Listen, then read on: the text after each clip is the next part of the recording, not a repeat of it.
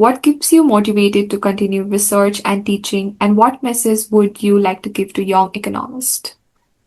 Right.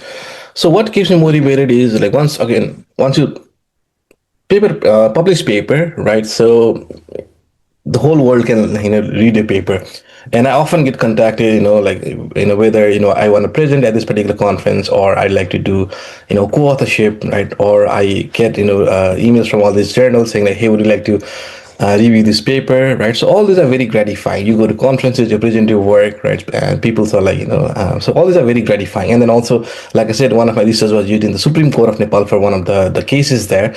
So these are all gratifying experience, and then this keeps you moving. In terms of teaching, right? So every semester I teach around 400 students.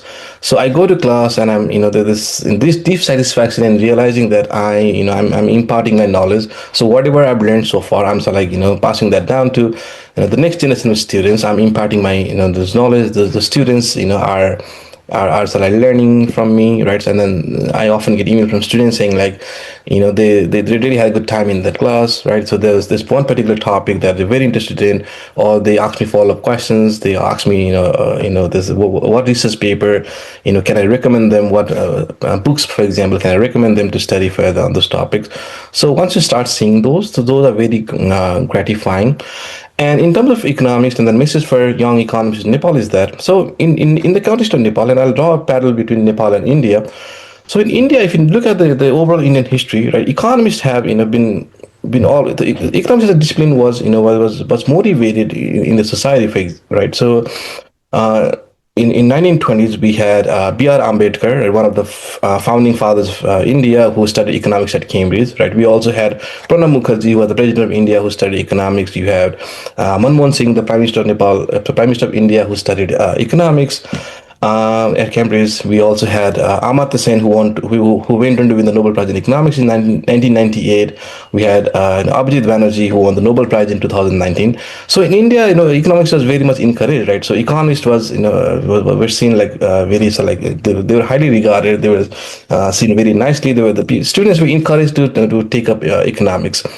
But in the case of Nepal, right, I don't know whether things have changed now. But when I was like growing up, the whole focus was about either becoming a doctor or an engineer, right? So if I told my parents that I have a distinction in SLC, and I wanted to study economics, right? That was a big no-no in the society, right? Everyone was asking me, why do you want to study economics? Okay, you are a good science student, you have a good,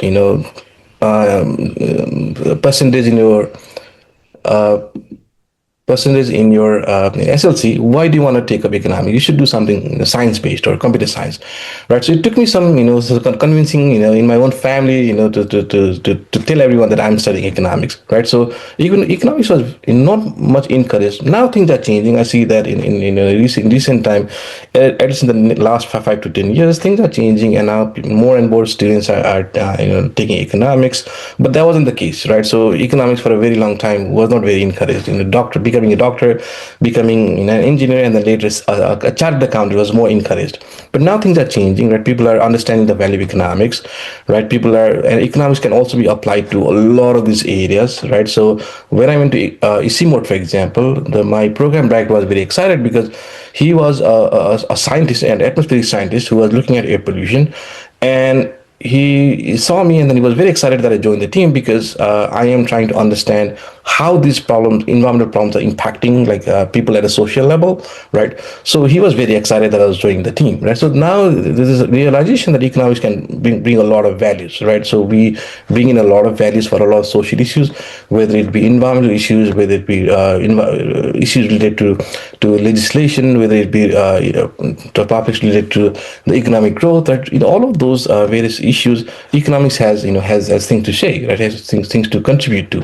So there's this realization now, right? So it's all great that you guys are interested in economics. So keep working, right? Economics is an amazing field. Like personally, I started with becoming a math student. I started as a math student, and I ended up choosing economics, and I've never regretted that decision, because economics is a wonderful discipline, right? So we have so much to contribute to, right? Especially in the case of Nepal, where economics for a very long time was not taken up.